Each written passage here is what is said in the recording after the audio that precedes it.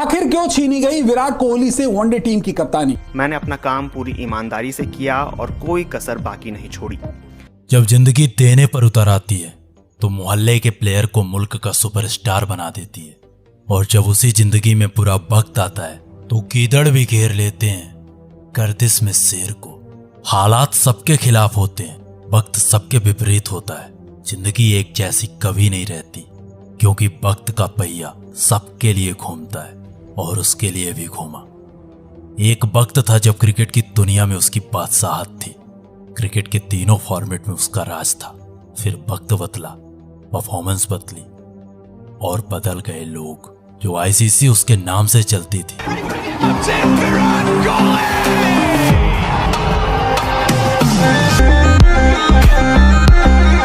उसने इग्नोर किया।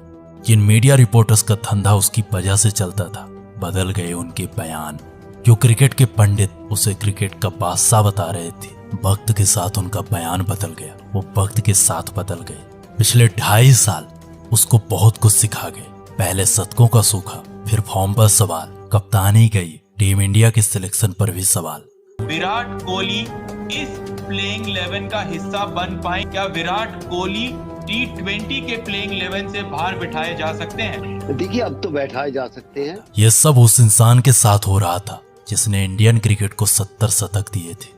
विश्व क्रिकेट में सिर्फ 2 ही ऐसे क्रिकेटर हुए थे जिन्होंने 70 शतक का आंकड़ा पार किया था, और तीसरा वो इंसान खुद था जो 70 शतक पर खड़ा था। और उसी इंसान के 71वें शतक के लिए इतने सारे सवाल था और उनका बैट ऐसे अच्छा। कोई मीडिया से ट्रोल कर रहा था तो कोई कमेंट बॉक्स में गाली लिख रहा था, कोई बूढ़ा विराट बता रहा था तो कोई बेकार का प्लेयर कह रहा था, कोई खुलेआम छमिया कह रहा था, छमिया नाच रही है, तो कोई कमेंट्री बॉक्स से उसकी बीवी को ट्रोल कर रहा था। सिर्फ अनुष्का की बॉलिंग की प्रैक्टिस की उन्होंने। परफॉर्मेंस क्या गिरी, सब लोग उसके ऊपर चढ़ गए। कोई उसके एग्रेशन को फेक बता रहा था तो कोई उसके एटीट्यूड, उसकी पहचान पर सवाल उठा रहा था। जिस एटीट्यूड के दम पर वो बादशाह था, जो एग्रेशन उसकी पहचान थी, उसी एग्रेशन, उसी एटीट्यूड को ये दुनिया फेक कह रही थी।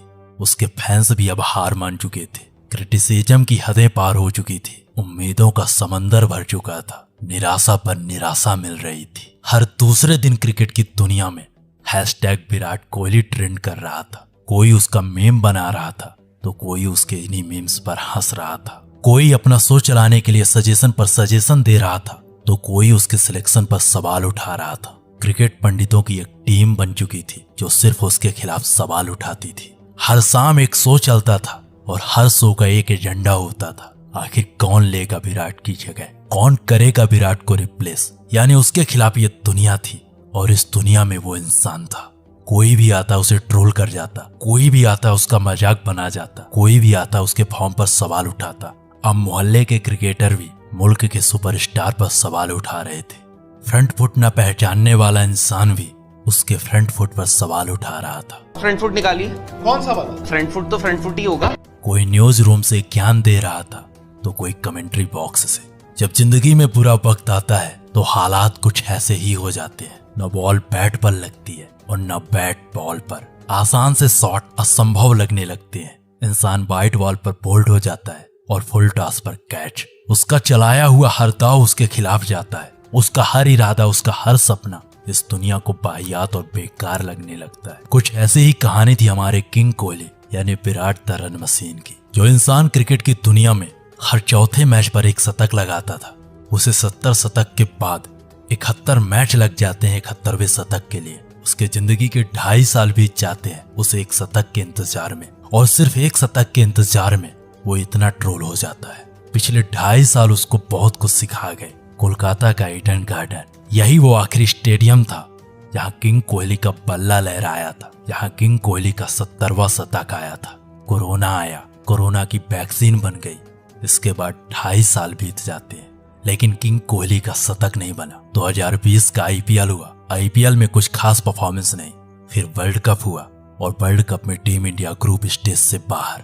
IPL और T20 की कप्तानी खुद छोड़ी, वनडे से BCCI ने छीन ली। मीडिया में बवाल हुआ, BCCI वर्सेस विराट चला। क्या विराट कोहली को बीसीसीआई और सिलेक्शन कमेटी के इस फैसले के बारे में पहले से पता था? क्या जानबूझकर बीसीसीआई विराट कोहली का भारतीय क्रिकेट में कद छोटा कर रही है? दोनों तरफ से खूब सवाल जवाब हुए। विराट बस दादा चला, अंत में टेस्ट कप्तानी से इस्तीफा। किसी को कुछ समझ नहीं आ रहा था आखिर उसके जहन में चल क्या रहा है। कोई अपना ज्ञान दे रहा था तो कोई अपना अंदाजा लगा रहा था, और इन्हीं सवालों के बीच में एक बार फिर से उसके परफॉर्मेंस में गिरावट। अब पूरी तरह से तैयारी होने लगती है उसके रिप्लेसमेंट की।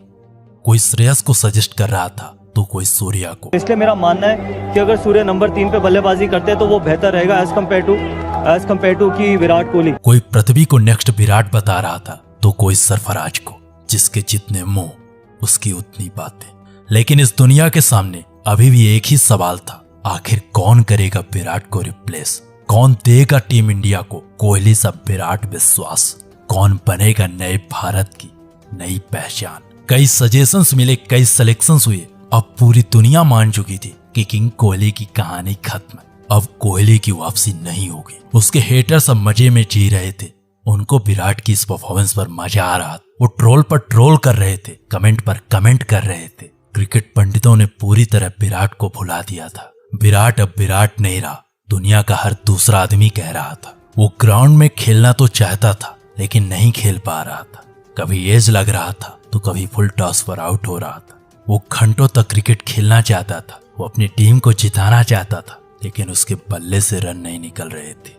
हर किसी की जिंदगी में एक ऐसा वक्त आता है जब उसके हालात उसके खिलाफ होते हैं। वो करना तो बहुत कुछ चाहता है लेकिन उसका वक्त उसके खिलाफ होता है, और कुछ ऐसा ही हो रहा था द किंग कोहली विराट के साथ। ऐसे हालात में टीम इंडिया के नए कप्तान ने खुलकर उसका बचाव किया। कौन है, एक्सपर्ट क्यों बोला जाता है उनको, मुझे वो नहीं समझ में आता है। और अगर आप फॉर्म की बात करते हो, फॉर्म ऊपर नीचे सबका होता है। प्लेयर का क्वालिटी जो है वो कभी खराब नहीं होता है। माही के आंतरिक सपोर्ट ने उसको अंदर से मजबूती दी। टेस्ट कैप्टनसी छोड़ी तो मुझे सिर्फ एक इंसान का मैसेज आया जिनके साथ मैंने खेला हुआ है पहले, वो है MS धोनी। और बहुत लोगों के पास मेरा नंबर है, और मतलब टीवी पे बहुत लोग सजेशंस देते हैं, टीवी पे बहुत लोगों के पास बोलने के लिए होता है, बट जिनके पास मेरा नंबर है किसी का और मैसेज नहीं आया। इतने दर्दनाक दौर देखने के बाद उसके आंखों में आंसू साफ साफ दिख रहे थे, और इन्हीं आंसुओं से शुरू होती है उसकी कमबैक की कहानी इतनी दर्दनाक हो जाती है कि क्रिकेट के दिग्गजों ने एशिया कप 2022 के लिए उसे अपनी टीम से निकाल दिया था। कोई भी क्रिकेट का पंडित उसे अपनी टीम में सेलेक्ट नहीं कर रहा था। लोग उसे टीम इंडिया की कमजोरी बता रहे थे, उसके सिलेक्शन पर सवाल उठा रहे थे। लेकिन ऐसे हालात में कप्तान और टीम मैनेजमेंट ने उस पर भरोसा बनाए रखा।